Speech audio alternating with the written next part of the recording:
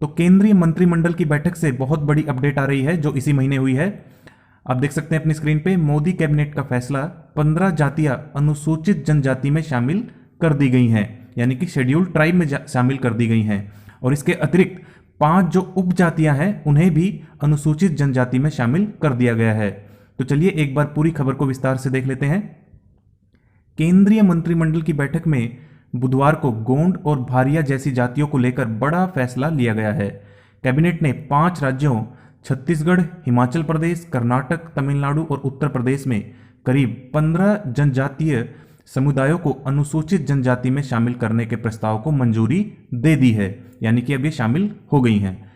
केंद्रीय मंत्री अर्जुन मुंडा ने यह जानकारी दी है। इस फैसले के बाद देश में अनुसूचित जनजातियों की संख्या 705 से बढ़कर 720 हो गई है। तो आप देख सकते हैं जो लिस्ट है वो 720 हो गई है। 2011 की जनगणना के अनुसार देश में एसटी यानी कि शेड्यूल्ड ट्राइब की जनसंख्या 10.43 करोड़ है, जो देश की कुल आबादी का 8.6% है। मीटिंग के दौरान यूपी के रविदास नगर का नाम बदलकर भदोही कर दिया गया है, ये इससे रिलेटेड नहीं है। गोंड जाति की 5 उपजातियां, जो मैंने आपको ऊपर बताया था कि 5 उपजातियों को भी जो है एसटी में शामिल कर दिया गया है। आप देख सकते हैं धुरिया, नायक, ओझा, पठारी, राजगोंड को भी अनुसूचित जनजाति में शामिल किया गया है। नीचे लिखा है राज्यसभा में पारित नहीं हो सका था विधेयक। तो देखिए ये जो विधेयक है पहले राज्यसभा में रखा गया था लेकिन पारित नहीं हो पाया था।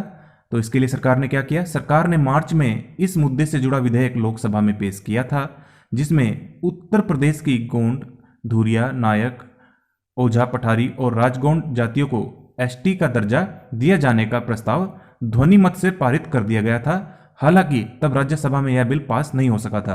देखिए लोकसभा में तो हो गया था, राज्यसभा में नहीं हुआ था, इसलिए ऐसे में केंद्रीय मंत्रिमंडल में इसे पारित करने का फैसला लिया गया और इसे अब पारित कर दिया गया है। तो जो मंत्री साहब हैं मुंडा बोले जनजातियों को होगा फायदा। तो केंद्रीय मंत्री जी अर्जुन मुंडा जी ने क्या कहा है कि मंजूरी के बाद मीडिया से कहा कि इस फैसले से हिमाचल प्रदेश के सिरमौर के ट्रांसगिरी एरिया में बसे हट्टी समुदाय के लगभग 1.6 लाख लोगों को फायदा होगा। छत्तीसगढ़ में ब्रिजिया समुदाय और तमिलनाडु की पहाड़ियों में रहने वाले सबसे वंचित और कमजोर समुदायों में से एक नारी कुरावर भी लाभान्वित होंगे, तो इनको भी फायदा होगा।